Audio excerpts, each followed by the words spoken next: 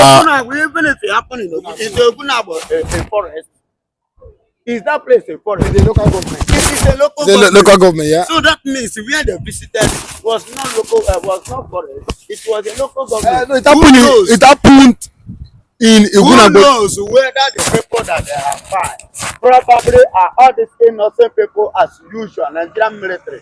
Whenever they appear, they know how to kill innocent civilians and tag them to be IPOB. You know that. It is not new. That has been their way of doing things since the youth have refused to join and to embrace the platform of Nigerian military. So they themselves are looking for a way, since those we have refused to join, they are looking for a way to reduce them the more. This could be an allegation. This could be an accusation. Is it today that Nigeria, even the police, that will arrest innocent people on the street, that will carry gun and put on their front, accuse them of crimes they know not. Those that committed crime have given them money, and they will go with the money. Those ones will scot free, and they will carry gun to accuse innocents. It's not today. It has been happening in Nigeria. So that is why everything like this, I don't take it. I don't see, my brother. If Nigerian military is as strong as the way they are used to claim, why is it that Boko Haram never stopped in Nigeria? Why is it that ISWAP never stopped in Nigeria? Why is it that they have not stopped Okarawa in Nigeria? Why is it that this new Mahmouda is coming out again? No, let me tell you. You can remember. Let me remind, in case you forget so soon. During the time of Ihejirika, under the watch of Goodluck Jonathan, you and I saw how Ihejirika marched the Boko Haram to the point that they start to, even all the northern leaders started crying and started complaining because they saw the military action. But now, don't you see? Don't you see what is happening? So where is that military power? Where is that military strength? Where is that military ability? Where are they? And you are telling me, hey, they have done this and that. Papa, let's forget what these people have come to deceive us with. We are not babies. Somebody like me in Nigeria cannot fool me. At my age, I've seen a lot. I've told you before, if not by God's grace, I would have become maybe in Plenti or die by now. I, my very self that is speaking now. Because of what? Nigeria, their way of doing things. Are you hearing me? Their ways of doing things. The police before, they will tell you accidental discharge because of 20 naira. Is it today? And if you further the case, they will tell you the person is a criminal. They will tag you a criminal, carry an allegation that happened many years unknowingly to you and place it on your head in order to scot free. Tell me when Nigerian government, Nigerian police, Nigerian military, or any force in Nigeria come up with it through facts. Mention that one. Mention one. So there have been a bunch of lies. So those people that they went to their place, to vandalize, or they have issue with, which they say they discover money, they discover some items, that the ESN know they carry money. ESN know they keep money with them. ESN know they flaunt money. Now Boko Haram, now in the northern part of Nigeria, I see say even before Nigeria print money out, then they print their own special, give them. They will first of all come and display it on social media before you and I, the citizens, will begin to touch the money. So you say they were acting movie, that's a lie? Yeah, of course, it could be an innocent one that they invaded their place. It is possible. It has happened before now. Because in the picture we saw a lot of guns, we saw a lot of weapons. Yes. It could be those ones. It could be that those ones that they invaded their place are criminals. Maybe all those ones are a group of armed robbers, and they decided to call them ESN. It is possible. It could be one of those court guys. They call them ESN. It could be called those kidnappers. You understand? They call them ESN. That's what my own point of view. Not that those ones are real ESN or those ones are real IPOB. They are not. All these ones are group entity that is quite different from us. But anything in the southeast, whenever it happens, they will just target ESN or IPOB. There is no other party beside ESN and IPOB. And you know that is a Nigerian way. And second and lastly again, you can see before when this thing happened, they will carry flag and they will put it there. But see what this time around, they did not do it. Why? Because as you said, in the Nigerian Court of Law, Federal High Court today, as we speak, Mazen Nnamdi Kanu is having an edge over Nigeria. In the Court of Law, in the Federal High Court, Abuja, under the watch of Tinubu, Bola Ahmed Tinubu, under the watch of the AGF, Fagbemi, that is the Attorney General of the Federation, under the watch, the Senate President, in person of this man. No, Fagbemi is Attorney General. Okay, Senate President. Okay, Akpabio. Godwin Akpabio. Under his watch, you can see, you know, if you watch all these things, you discover that Nigeria is full of drama. Nigeria is what? Full of drama. Every day they come out with one drama or the. In fact, they should have taken Nigeria as a poetry or as a drama. They should have given them call them drama nation instead of calling them nigger area. Instead of calling them nigger area, they're supposed to call them drama nation. And that is it. Having said this and having seen the video and what has happened and what the military has said, you will agree with me and concur with me that of a truth that those people and those places which they visited was not ESN camps. Today is Saturday, the 24th day of May 2025. Good morning. Troops of the Nigerian Army under Operation Udoka have reportedly dismantled a camp allegedly belonging to the Eastern Security Network ESN in a coordinated raid in Ogunabon local government area of Abia State. One of the things we fought hard to make sure we change the narratives is tagging any criminal element or group in the Southeast as IPOB or Eastern Security Network. Yes, it is a matter that we carried in our head because we understand that these criminals in the Southeast, it could be indigenous people's criminal group, it could be the Fulani terrorist group, it could be just mere kidnappers who are found everywhere else. But the issue with this group of people is that the Nigerian Army or the Nigerian police or Southeast politicians, majority of them, like to tag them ESN or IPOB. Now, there is something strange that happened yesterday. They forget to put the Biafran flag on the guns or on the items they found. That is their culture. That is what they normally do. That any, group of people they caught, if they seize their items, what they will do, they will just put Biafra flag there, snap a picture and tag it IPOB. They were doing that because they thought that would be able to discredit Nnamdi Kanu, especially in court. Now, immediately after the cross-examination of witness BBB in court, where the defense team came with videos of Hopos or Dema and other items to defend that these people are not IPOB. Look at what happened yesterday now. The people they arrested, they did not put IPOB flag there again. They did not put Biafra flag there again. We are not supporting anything criminal. Yes, the police, the vigilante, everyone should go against criminal elements. It is condemnable. They don't have a place in a society. But the truth is this. The idea of bringing down, a group of people who are agitating by calling them criminals, by calling the name of criminals, making their names, doing all sorts of things, will no longer stand. I know a politician in the Southeast who painted the helos with a Biafran flag.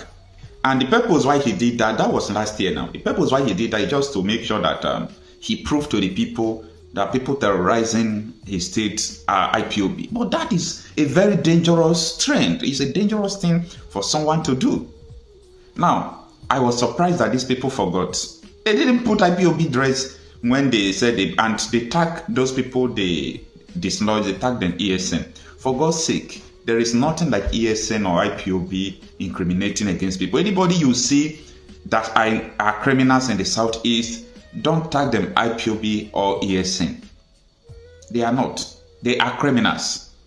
There's a difference between criminals and IPOB members. There's a difference between criminals and ESN members. And the reason why these criminals will continue to strive, the reason why these criminals will continue to grow is because you refuse to call them the name they are. You divert attention. Do you know how many military officers are in the southeast? Southeast, the landmass is not that much. Do you know every kilometer how many military officers, police are there? So why do we still have all these criminals around?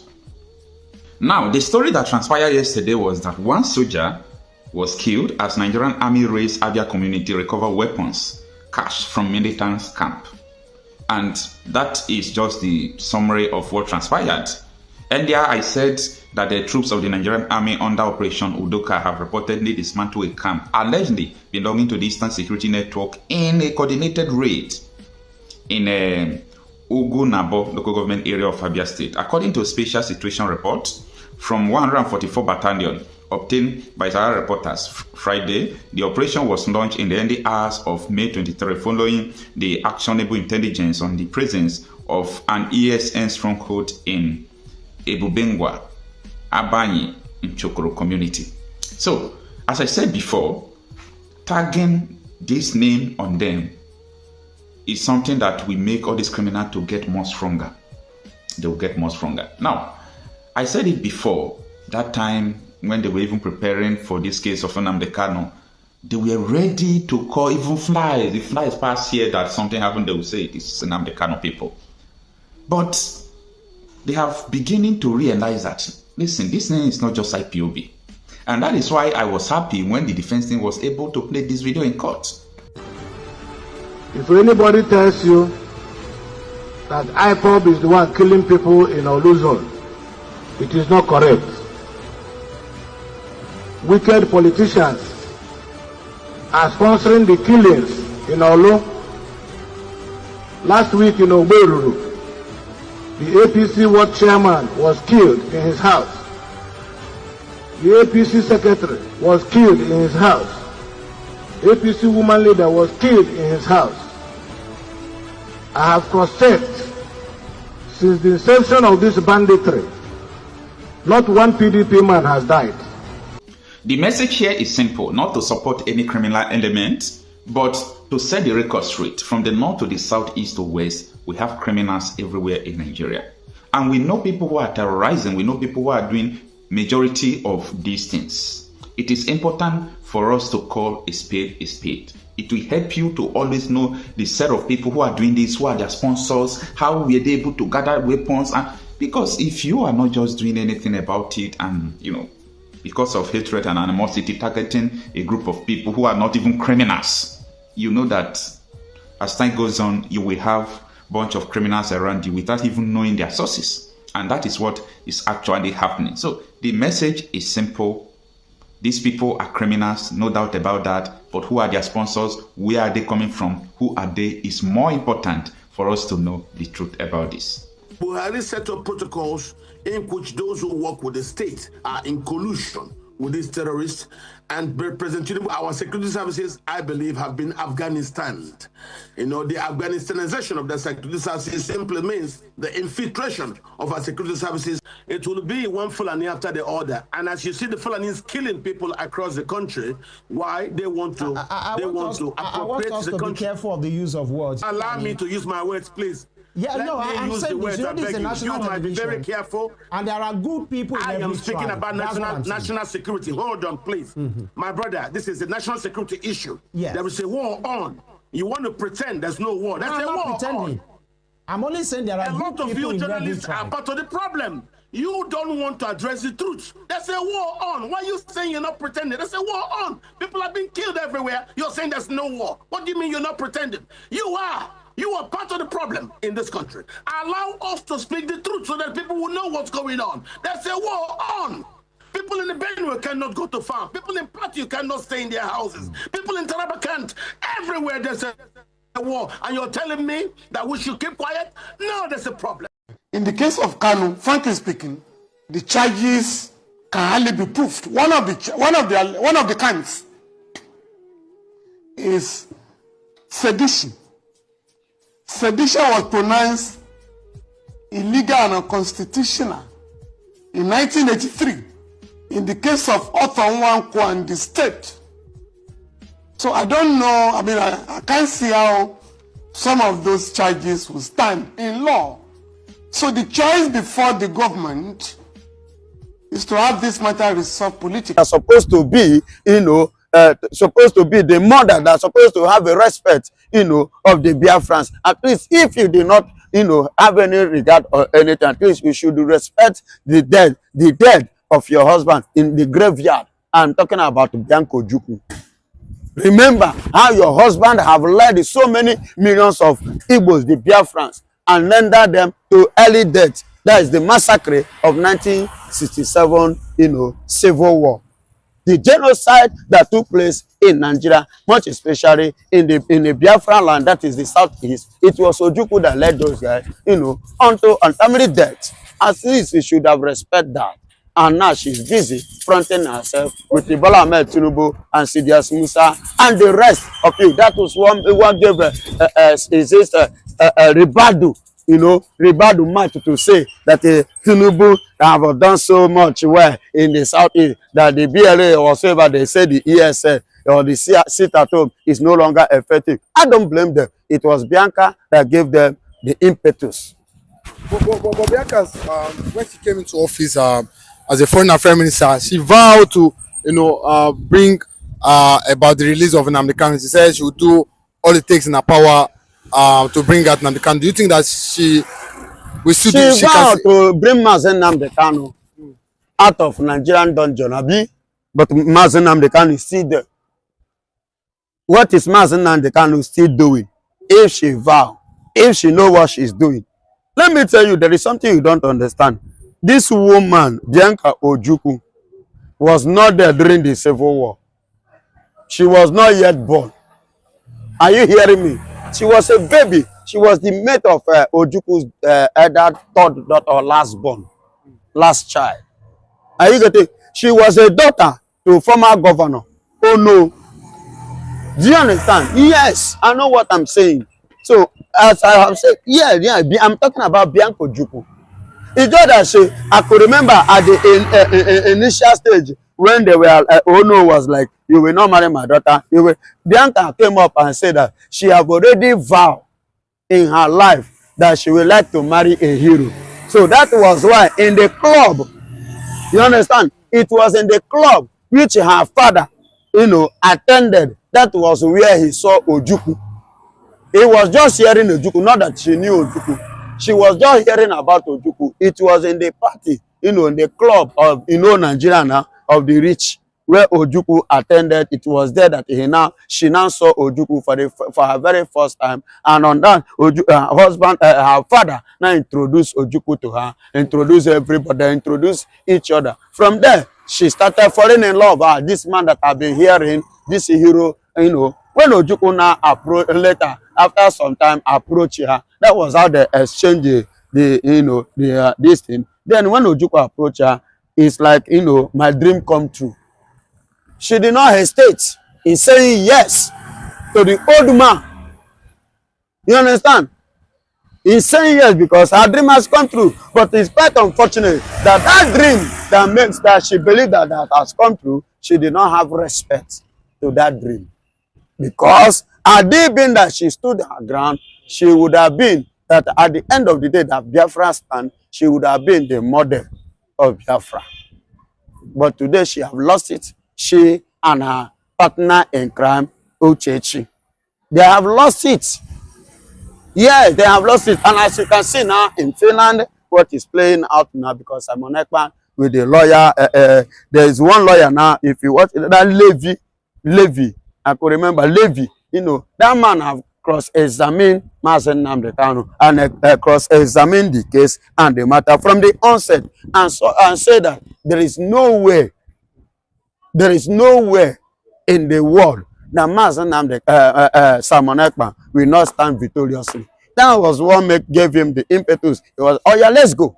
Anytime, any day, the Finnish government is ready. He is ready to do what? To answer them. Anytime, any day, Nigeria is ready. Is ready to answer them. Let them come. See, look at the case of Mazen Nnamdi Kanu here in Nigeria. Don't you see how Nigeria is being messed up to the point James Omotosho said that Nigeria is lacking a concrete evidence, and he gave them a date that they should choose one inside 2 weeks, inside the 6 days, that they should choose what 1 day to present their concrete evidence, and whereby they refuse to do that, that he's going to do what? Strike the case and call it and make it as a weaker one. And when that happens, what it means. So Nigeria, and moreover, the evidence that the legal team of Mazen Nnamdi Kanu tendered in the court was administered and was admitted to by the Federal High Court under James Omotosho. You can see it now. Currently now, Biafra is standing on a high edge over Nigeria.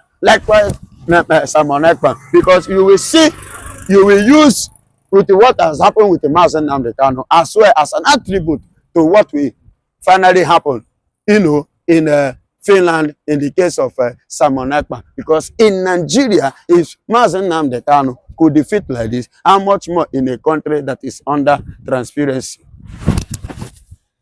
Okay, but we had the AGF 2 weeks ago come out say that if that they are not filing for extradition of Simon Ekpa, that why is the media propagating lies as against his office, and at the same time you also said that what they are waiting on the outcome of the court proceeding between Simon Ekpa and the Finnish government. But do you think that if the judgment don't favor Nigeria government or Nigeria as a country, do you think that Nigeria and the AGF will now be filing for or starting the extradition of Simon Ekpa? If the final judgment after the matter, it's filed to the favor of Nigeria, you understand, they still will not have what it takes to bring Simon Ekpa.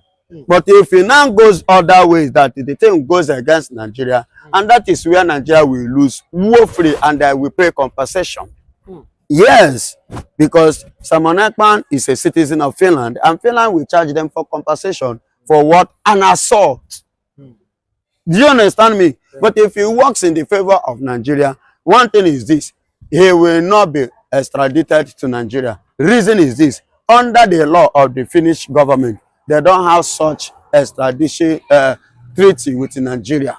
They don't have such relationship with Nigeria. They don't have such intimacy with Nigeria. And secondly, Simon Ekpa, as a citizen of the Finnish government, still have rights to decide where he will be, tried or jailed. Where he will serve his jail time. You get it? And thirdly again, another point is this: that Nigeria doesn't respect, it's not a country that respects human rights. And on this, you will see that Nigeria is standing on the one leg up and one leg down. So their 2 legs are not standing very firm. But Simon Ekpa stand very firm more than Nigeria. Simon, okay. But we also heard, we also heard that from a US activist that said Ekpa can never be extradited. Why? He said why? He said because Finland because Finland as a country they oppose their constitution of freedom, that is freedom of speech. He also said that what that Biafra issue is not political, and at the same time so he said Biafra issue is political, that's why Nigeria are treating the way they are treating. And at the same time he said self-determination is not a crime, and at the same time he said Ekpa has a clean record in Finland, that with this point doesn't see how the Finnish government will send Ekpa to jail. Do you agree with what he said? Of course I agreed with him, because he has served Finland for many years before now. You understand? He did not just go to Finland today. He has been there for, if I'm not mistaken, for almost 20 or more than that years. So many years he has spent, and he has a clean. See, let me tell you, before you become a battalion commander in any country, you might have one way or the other been satisfied by the constitution and the government of the land. Do you understand? So of which he himself, in person of Simon Ekpa, have served in the Finnish government military. He served well as one of the commander. And even as we speak now, he served as one of the political leaders in his own laity. You understand? So in all aspects, they hold a good record about him. And as he speaks now, he's no longer Nigeria citizen, because he have denied and he returned Nigerian passport and he returned every medal which he won with Nigeria. He returned it back to Nigeria to let them know that everything he has with Nigeria is what completely over. And let me tell you, Biafra is Nigeria is taking it politically, but it is not a political country. It is a country well known all over the world for many years before now. But Nigeria are trying to be political about this. Do you understand me? Yeah. So, and on this note, that was what the lawyer from America was trying to explain. To put everybody, you know, put everybody enlightened, so that nobody will be, you know, a novice of the truth of what is on the ground.